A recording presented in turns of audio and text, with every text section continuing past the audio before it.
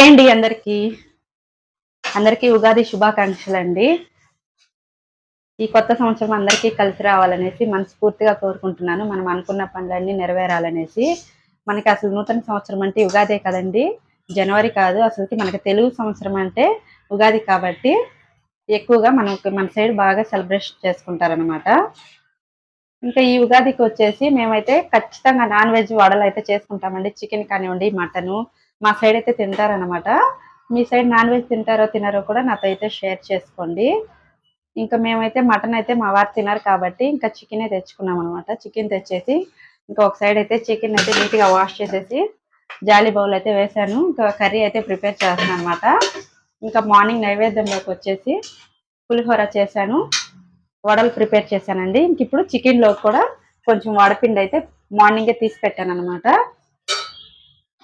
ఇంకా మిగతా వడ బ్యాటర్తో ఈ విధంగా వడలు అయితే వేస్తున్నానండి. ఇంకా ఒక పక్క అయితే చికెన్ అయితే వండుతున్నాను. ఇంకా మా బాబు అయితే బొబ్బట్లు అయితే కావాలన్నాడు అనమాట. ఇంకా బొబ్బట్లు కావాలన్నాడు అనేసి ఇంకా పచ్చెనపప్పు అయితే నానబెట్టేస్తున్నాను బొబ్బట్లకి. ఇంక ఇవి అయిపోయిన తర్వాత ఇంకా బొబ్బట్లు స్టార్ట్ చేసేద్దాం అనేసి ఇంక ఇవైతే కంప్లీట్ చేసేస్తున్నాను ఫస్ట్. ఇంకా వాడికి బొబ్బట్లు అంటే ఎమోషన్, నిజంగా చెప్పాలంటే ఎంత ఇష్టంగా తింటాడంటే అంత ఇష్టంగా తింటాడండి.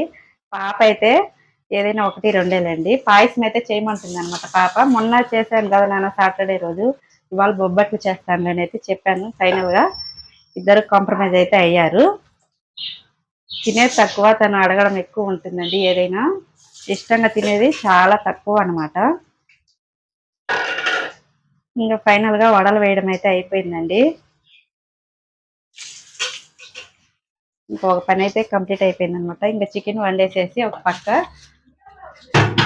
బొబ్బట్లు అయితే చేసేస్తాను. ఇంకా మార్నింగే పులిహోరలోకి వైట్ రైస్ వండున్నాను అనమాట. ఇంకా వైట్ రైస్ ఉంది, కొంచెం పప్పు కూడా చేశాను. ఇంకా పాపకు వచ్చేసి ఇంకా పప్పు ఆల్టరేషన్ అండి. ఇంకా డైలీ కూడా పప్పు ఉండాలన్నమాట. ఇంకా పప్పు లేకపోతే తనైతే ఇంకా ఫేస్ అయితే ఇట్లా మార్చేస్తుంది. అందుకోసం అన్నట్టు ఇంకా డైలీ కూడా రెగ్యులర్గా పప్పు అయితే ఉంటుంది. తన కోసం ముద్దపప్పు అయినా చేస్తానన్నమాట.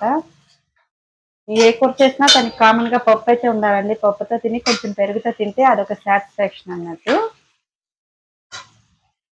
ఈ ఉగాది మీరు ఎలా సెలబ్రేషన్ చేసుకున్నారో కామెంట్ చేసేయండి ఫ్రెండ్స్. బాయ్ అండి.